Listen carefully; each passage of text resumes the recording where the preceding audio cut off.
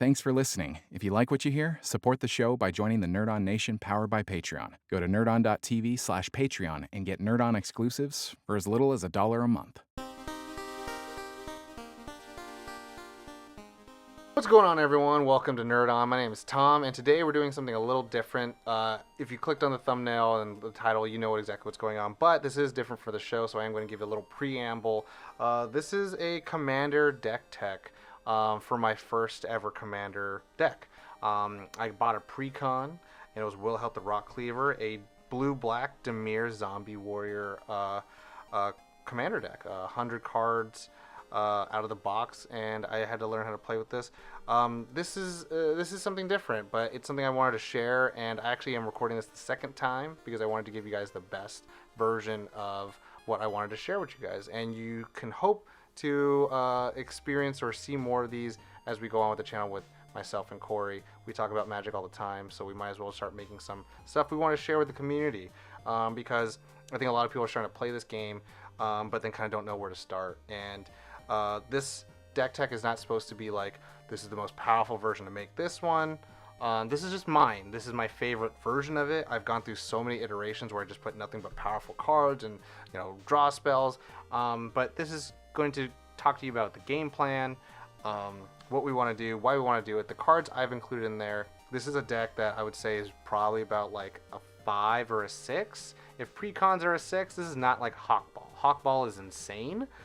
This is more like a 5, where, again, we're not trying to be super sweaty with this. There's many ways. Again, I made this like to the point where it's like it's aristocraty, like to a crazy amount, or removal crazy. But now I've just made it like it's only going to draw you cards, and that's what a lot of people like to do in Magic, is draw their cards and see the cards they're playing, and ideally playing them faster or more often than the opponents around them.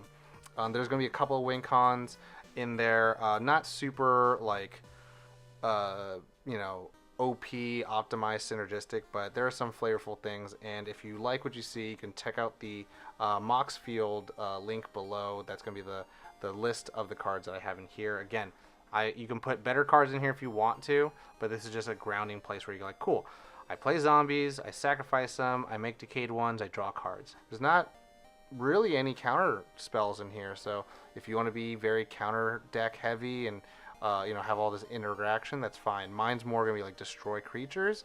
Again, this is going to be my favorite version of the Wilhelt deck, and I'm going to show you first off how we're going to go ahead and ramp and draw some cards. That might be a little different than how you guys thought, because Wilhelt itself is a draw engine. So obviously you got to have your standard you know, ramp package out here, with a couple of different, you know, standouts like Dimir Key Room, Thought Vessel, keep your hand size. Crowd of Crypt's pretty good because it cares when zombies die, or at least when a creature I control dies, and then I get to make zombies, so it's a good zombie generator. But since we're playing Dimir, the colors that are kind of the worst for ramping, we need to make sure we're playing our artifacts properly and trying to make sure we find them in our first early turns, because that's just going to stop everything. And then these are going to be the standout draw cards. Now, the Commander itself, Wilhelt, is a draw engine, so we're not going to go super crazy with that. But Liliana's Standard Bearer, again, when creatures die, we're going to be able to draw cards. So if there's a big board wipe, that's a great creature to play out when you have 3 mana holding up. Deadly Dispute, again, caring about creatures dying is a really good theme in this deck. We get a little aristocraty, but Deadly Dispute's great because we get to create some treasure and draw cards just by sacrificing, ideally, a token creature. Skull Clamp, that's just, you know, obviously an auto add for most people. The fact that we're going to be sacrificing creatures to draw cards and then getting additional 2 more cards is insane. Phyrexian Arena, playing black, you are, you know, life is a resource. So at the beginning of your upkeep, you draw a card and lose 1 life. That is, you know, we don't care. We don't care. And then Nightscape Familiar is like not a draw card, but I felt like it was part of the ramp package where blue and red spells you cast cost 1 less, and it's a zombie. So it's a zombie, so it's playing to the themes of zombies, since this deck cares about zombies. And now all the blue spells I can play, even the Commander, cost 1 less. So mana reduction is ideally more synergistic or powerful compared to ramping out. So next, what I want to do is talk about the cards that are going to generate zombies for us. We need to create zombie fodder for Wilhelt to sacrifice, And what better way to do it than copying our zombies with Necro Duality. Whenever a non-token zombie enters the battlefield under my control, create a token copy of it. So any of the zombies I talked about, the Nightscape Familiar or what have you, come in, make 2 of them. So double the effects of those. Bastion Remembrance. Again, we're going to be sacrificing our creatures constantly.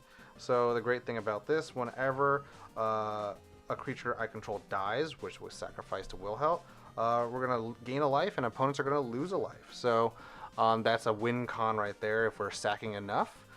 Grave Pact is a salty card. Everyone hates this because it's a quote-unquote edict effect. If I sacrifice, everyone sacrifices a creature. Whenever a creature you control is put to the graveyard, even tokens, each other player sacrifices a creature. Jadar, at the beginning of your end step, if you control knows creatures with Decayed, he creates those. But again, when zombies first come out, they won't have it. Create a 2/2 black zombie creature token. That's just going to guarantee that we're going to have a zombie to sacrifice to anything or even just swing with.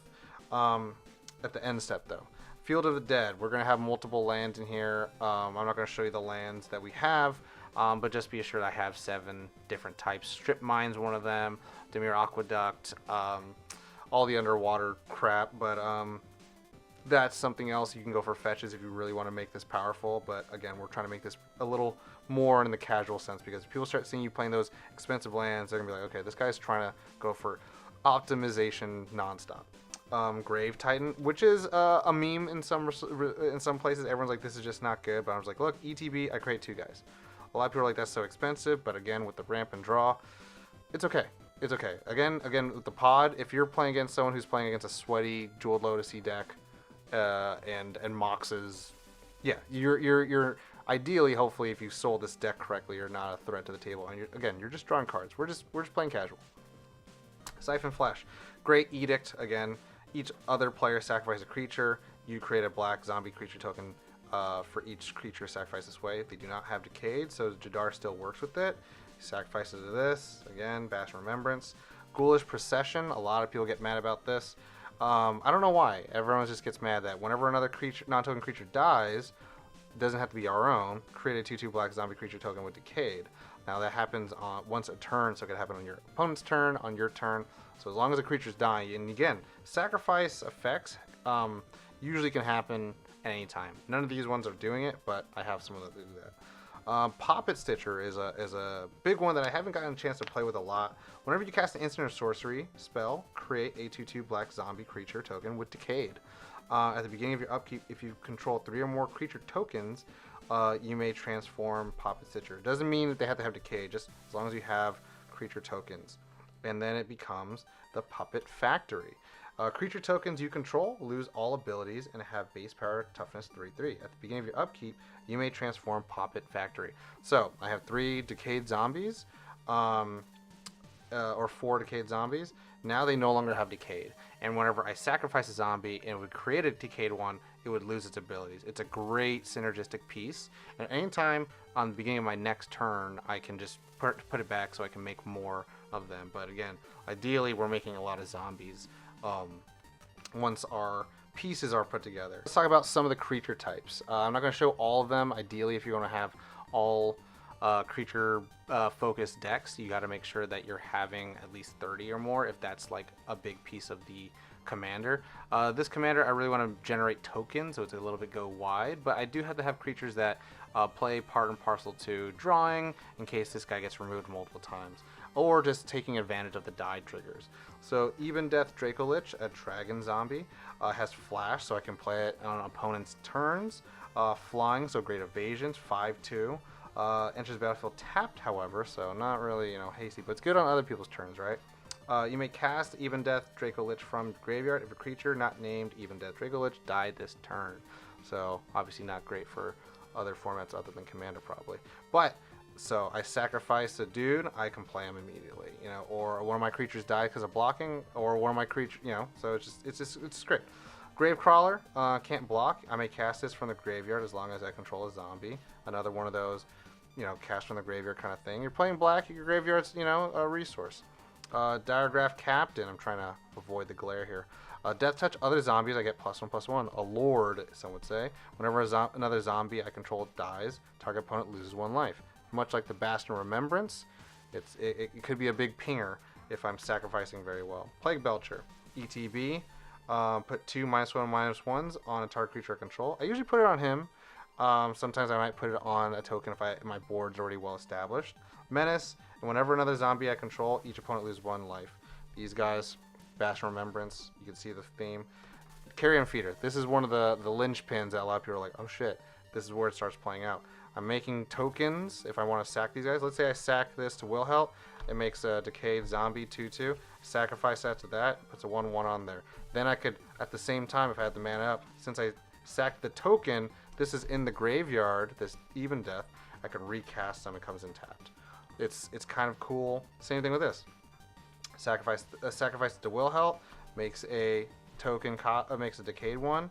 I sacrifice the decayed one. I still control a zombie. I pay 1. I bring it back, and I can hopefully do that quickly on a turn. End step, really. So the Wilhelt draw thing is an end step, so that's kind of the slowest thing. But Carrion Feeder, I can probably, if I have like 8 black mana, sack this, recast it, sack it, recast it, sack it, recast it. Now it's really pumped up. Still can't block, but you know.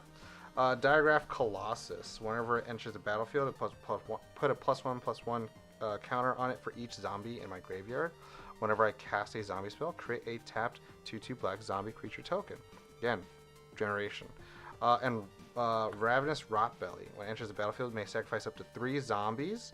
Again, if I have tokens, very easy. Now, when I sacrifice 1 or more zombies this way, each opponent sacrifices. And that's pretty evil. A lot of people hate that, but it's like, it's a zombie. It cares if creatures dies. When creatures dies, I do 2 damage. I gain life. Bastion Remembrance in there. Are you kidding me? Like that's what we want, baby. We want things to die. Grave Pact, and we have Bastion Remembrance.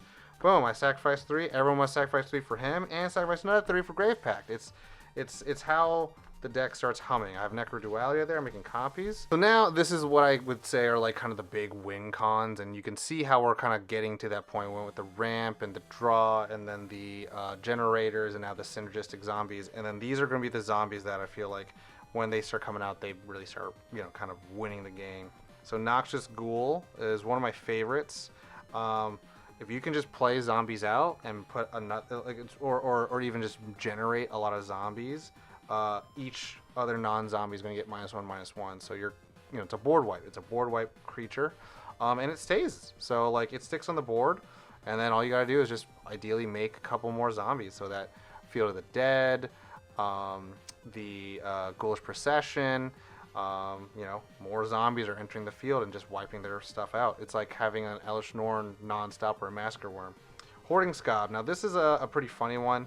You know, if you have a lot of decayed zombies out, let's say they're not even like upgraded with the Poppet Stitcher thing, you just have flying dudes. Like people were expecting like, oh, this guy's gonna be on the ground, but it's like, cool, a flying zombie army. And then I draw cards each equal to how many opponents were damaged that turn, so I'm drawing 3. So again, getting more card draw without the commander. Liliana, Liliana, how do I say it? It's a babe. It's a Planeswalker. Whenever a creature dies, which that happens a lot in this deck, I draw a card. So again, more card draw.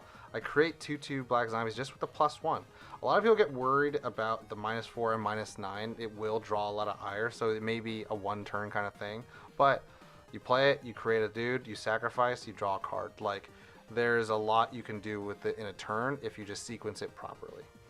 Gary, zombie. I mean, I think this is an MVP for any black deck, typically. Gray, Merchant of Asphodel, enters the battlefield when each opponent loses X life or X of the devotion to black.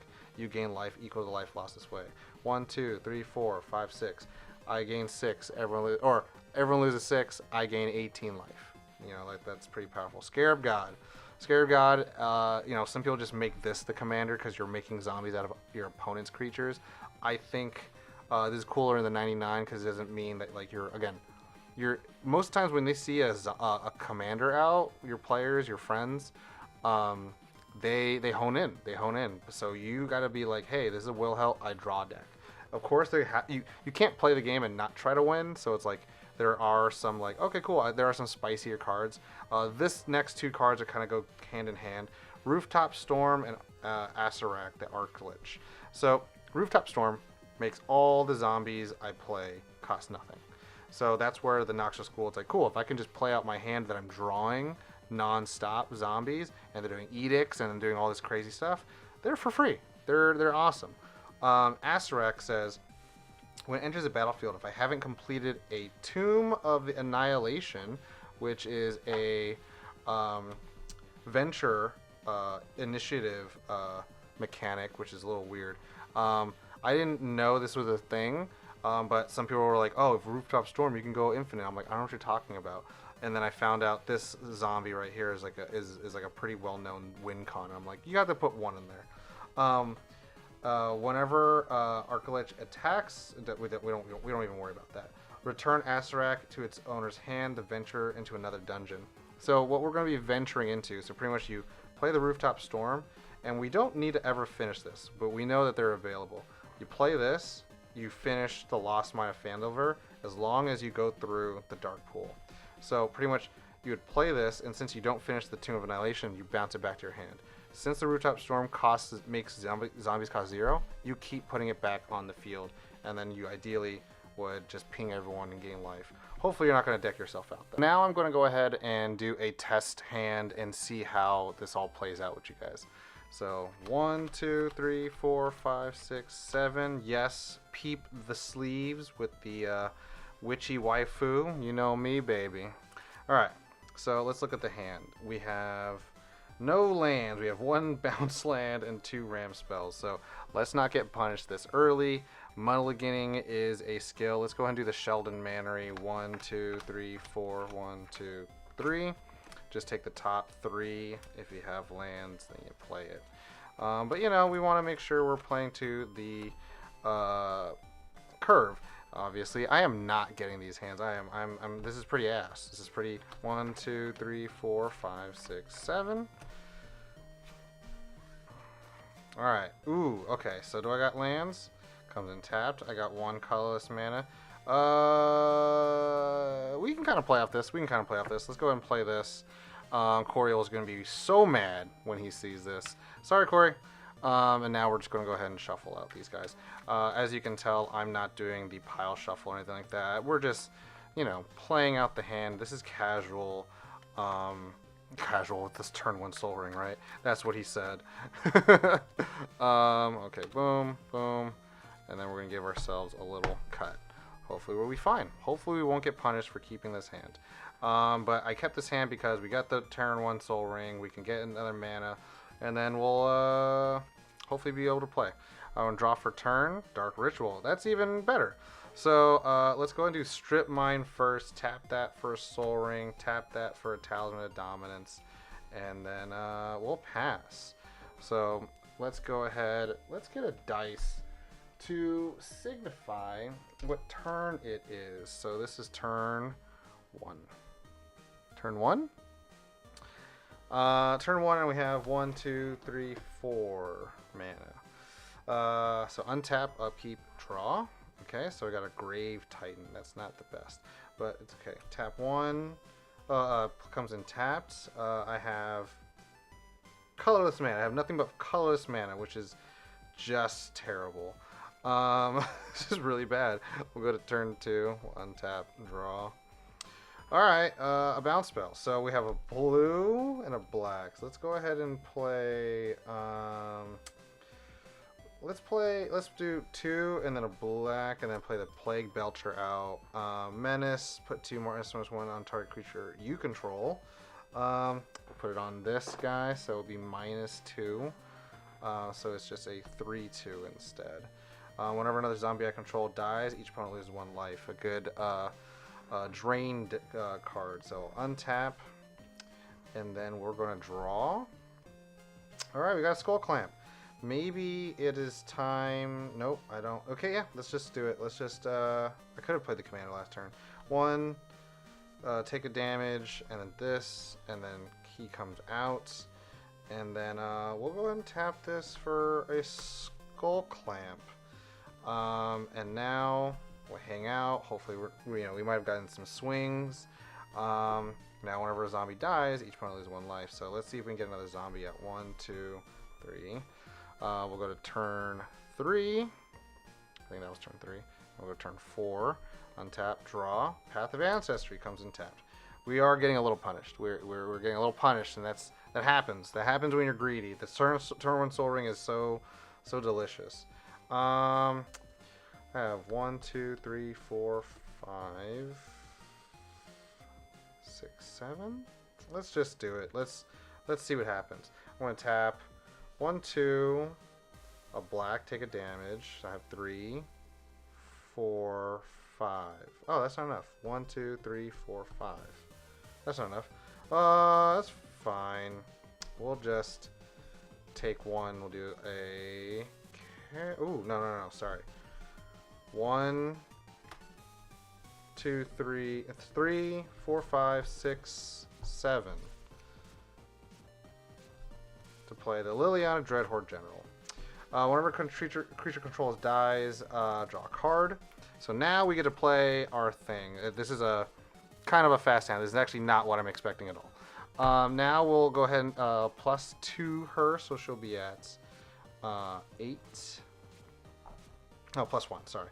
We'll +1, so it's gonna be at 7. Let's just put the 7 on there. Let's create a 2/2 black zombie. All right, and we will create it with that token, and then we'll move to end step, ideally, and then this goes away. Oh, I guess I could have played that.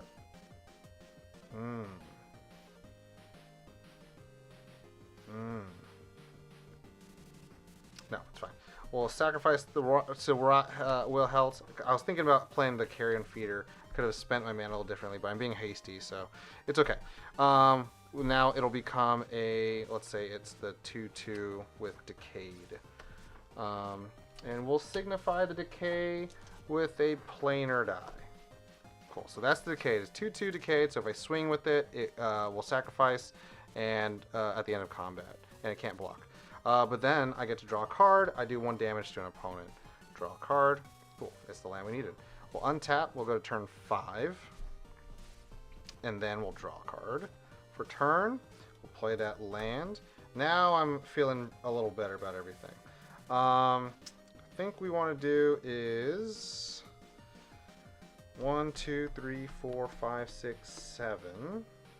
Okay, so do I have 2 black? I have 2 black. So 1, 2, 3, 1, 2, 3, 4, 5, 6. And we're going to play the Grave Titan. So when it enters the battlefield, I create 2 black zombie creature tokens. So I have 2 of those, and those are just regular dudes.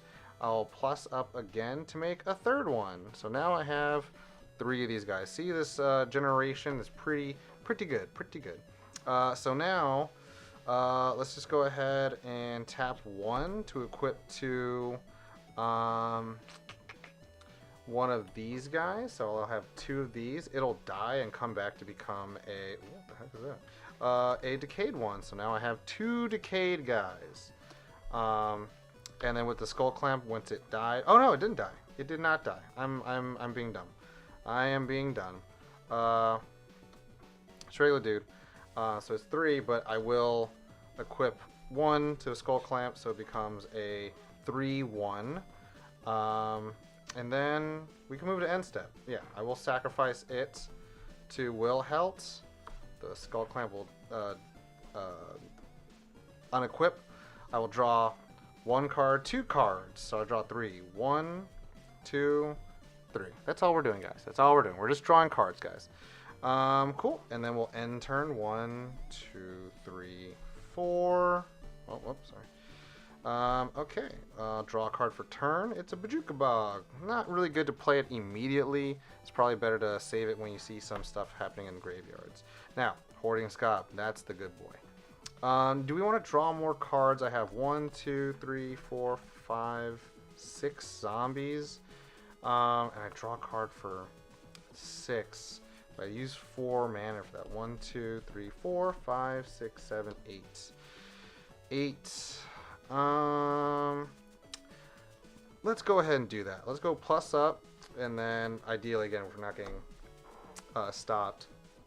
And we're going to swing the Grave Titan. So whenever it attacks, so just attack trigger, I'm just going to make 2 more. So I'll make 4 of these guys.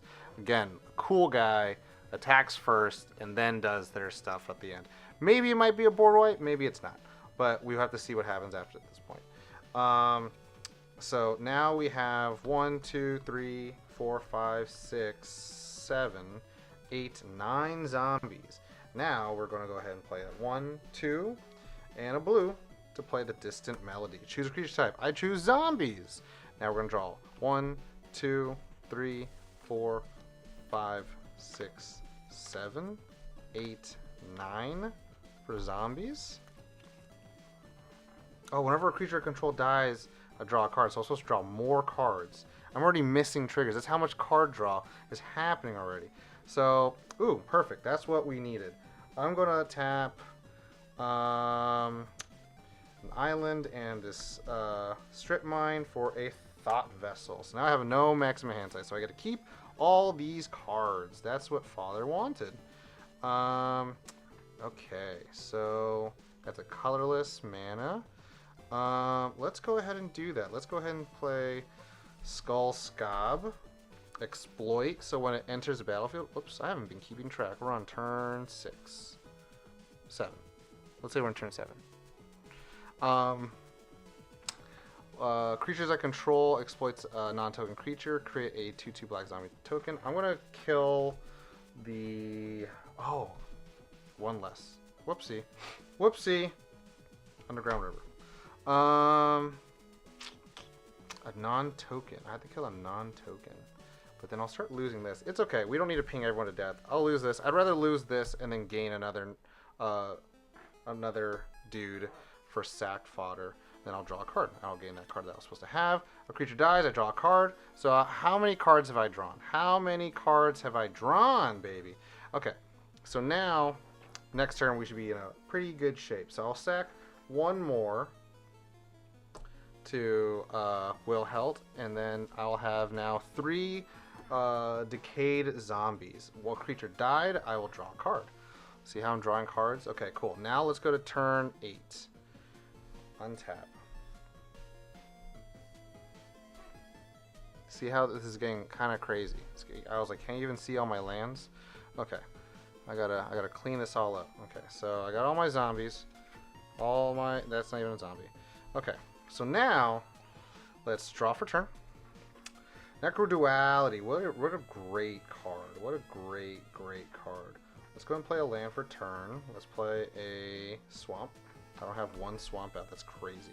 I've been playing this entire game without a swamp. And we will play a...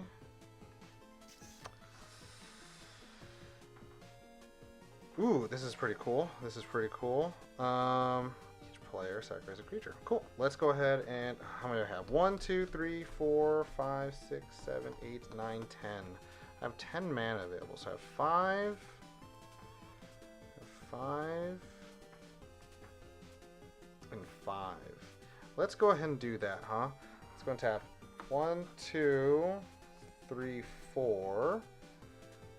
5 for the... Let's do the swamp. For Siphon Flesh, each other player sacrifices a zombie, a creature. I create a 2/2 black zombie creature token. For each creature, sacrifice a sway. Ideally, let's go conservative and only 1 person had a creature out. So I'm just gonna make a 1 more zombie, but that's really good. Also, we can go plus up 1 more. We have a 6th one. 4 of them do not have Summoning Sickness, so let's just keep 4 on the side and then 2 that were generated today in this turn. Let's go ahead and tap the rest. 1, 2, 3, 4, 5. For Hoarding Scob, I should have been doing this Path of Ancestry and Scrying. I'll keep it on top. And then a zombie came in. Any zombie abilities? Nope, I'm all tapped out. So the best thing to do is now all my zombies have flying, and whenever they do damage to one of our opponents, I may draw cards equal to the number of opponents dealt damage this way. If I do, discard that many cards. So ideally, draw 3, discard 3. I'm going to send my 3 Decayed Boys out to the world. 1/1/1.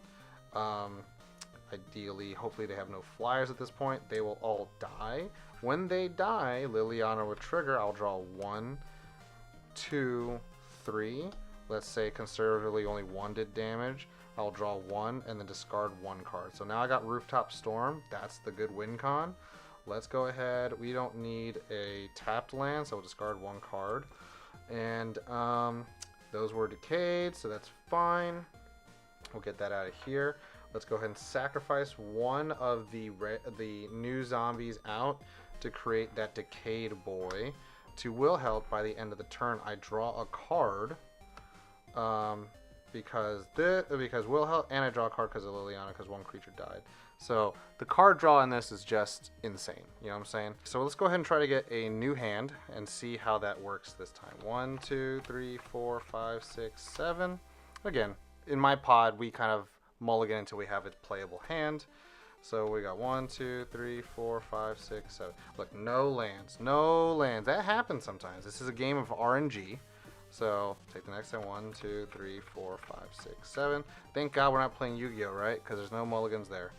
Okay, this got 2 lands. Could I play this? No, it's not really good to play this because I have 1, 2, 3 cards I couldn't play till turn 3 at best. Even then, yeah, turn 4. So with this deck, you really need to be disciplined enough to like make sure you're not being greedy like I was last one. But you know, the worst thing you could do in playing Magic is be greedy, get a hand that you're hoping you're going to get a land, or you're going to play off curve if you get like the proper ramp, and then you're not doing anything, and then everyone's kind of playing around the fact that you're not having a good time. And that's the best thing about, you know, the game, is that it's a multiplayer game and people should be watching. 1, 2, 3, 4, 5, 6, 7. Okay, lands, only lands. Let's see if this does anything for us. Okay, so we're gonna draw for turn. That's not good. But Field of Dead is nice. So let's go ahead. We played the tap lands first because we were responsible. So we're gonna Temple of Deceit, scry 1. It is a Mind Stone. That's not bad. We'll keep it. It's not a creature though, which is bad. That is turn 1. Turn 2, untap, draw. Let's go ahead and play the ooh, I want to bring out the thing. So let's go play the Snow Covered Swamp, tap 2, Mind Stone. And then more than likely I'm going to do this so I can scry again. So we'll pass it, go again. We'll untap. We'll go to turn 3. This might be a bad hand. I might have been slapped by the Gruul player. Okay, now we got a zombie. That's not bad. Okay, so now let's go ahead and tap it. 1, 2, 3 to play Diregraph Colossus. Enters the battlefield for 1/1 for each zombie card in my graveyard. Whenever I cast a zombie spell, I make a zombie. We're going to play the Dimir Aqueduct to bounce the Temple of Deceit into my hand. Doesn't feel great, but it's okay. 1, 2, 3, 4, 5, 6. Got a good hand still. We'll go to turn 4. We'll untap. Again, very casual. This isn't meant to play with someone's got Jeweled Lotuses and stuff like that. We'll draw. Tomebound Lynch. Okay, cool. We're going to go ahead and play Temple Deceit. I will scry. We're going to keep that. I'm going to tap 1, 2, 3 to play. Oh, 1, 2, 3 to play the Tomebound Lich. So now, whenever it enters the battlefield, deals combat damage to a player, draw a card, discard a card. I'm going to draw this. Let's go ahead and discard a... We want lands. So let's go ahead and discard a swamp. This one cares about if I have 7 more lands, different names. 1, 2, 3, 4, 5, 6, 7. Cool. We're going to be in a good place. And then if we can, we'd swing, but let's not. Untap. Draw. Commander time. Let's go ahead and play it. Let's go ahead and do a Dimir Guildgate. We'll tap the Dimir Aqueduct. We'll play a Thought Vessel. Cool. And then, yep, we'll tap 1, 2, 3, 4 to play the Commander. Look at that. Look at how many things we're playing now. I like to keep my mana down here. My artifacts over there. Cool. And I could kill a dude, or I can't. I cast a zombie creature. Yes, I cast a zombie, so I create a 2/2 tapped zombie dude. That's great. Whoops. Uh-oh. What turn were we on? We're on turn 3, 4. Yep. And then... Oh, we're on turn 5. And then, I'll go ahead and sacrifice it to Wilhelt. And then we'll make a Decayed guy. We'll make a Decayed guy with that same planar token. And then I'll draw a card. Okay, cool, that happens. Ooh, we got Skull Clamp back. Alright, we're going to untap. We'll go to the 6th turn. And then we'll draw our card for turn. That's a great card. I'm going to go ahead and play a Path of Ancestry. I'll put this card. And then we're going to tap 1, 2, 3, 4 to play Necroduality. Now, whenever I play a non-token zombie, I make 2. I wish I had another one. 1, 2, 3. That's not enough. I'll play 1. Play the Skull Clamp. Let's go ahead and attach the Skull Clamp to the dude. And then we'll go to end step. I'll sacrifice it to Wilhelt. I won't make a new zombie, but I will draw 3 cards. 1, 2, 3. I'm filling up my hand, baby. Alright, and then we'll go to 7th turn. We'll untap, upkeep, draw. Gotta clean up your board, baby. Gotta clean up your board. Let's put the artifacts all on one side. Enchantment. Okay. We'll draw for turn. Zombie Apocalypse. Return all zombie creatures to the battlefield. I don't have any, so that's fine. Let's go ahead and play a Strip Mine. And then we're going ahead and tap 1, 2 to play Sphere of the Suns. Comes in with 3 charge counters. And then I can move mana off of it every other turn. So, a little weirdo ramp, but it's fine. We're holding on to that Overcharge Amalgam because it has Flash, but it'd be cool to have 2 of those boys. But for now, you know what? Maybe I just play it so I can make 2 of them. Yeah, let's go ahead and just do that. It's not the best tech, but it's fine. 1, 2, 3, 4. 1, 2, 3, 4. Overcharge Amalgam. I'll make a copy of it with Necroduality. Cool. And then I cast a zombie spell, so I make a tapped black creature token. It's a 2/2. I don't need that. And then enters the battlefield. Yeah, I'm not going to exploit it. If I do, I counter a spell. That's what I really wanted. So let's go ahead and let's go ahead and tap 1. Equip the Skull Clamp to the dude here. We'll sacrifice him to make. We'll go to end step and make a Decayed guy. And I'll draw 1, 2, 3. 3 cards. Now, do I have enough to play anything else? Yes, I do. Do I want to do that now? Cool. We'll wait till the end step. So turn on the end step. Tap 1, 2. Cool. 1, 2 to play Deadly Dispute. As an additional spell, sacrifice an artifact or a creature. Draw 2 cards and create a treasure token. I'm going to sacrifice this guy. I'll create 1 treasure. And then I'll draw 2 cards.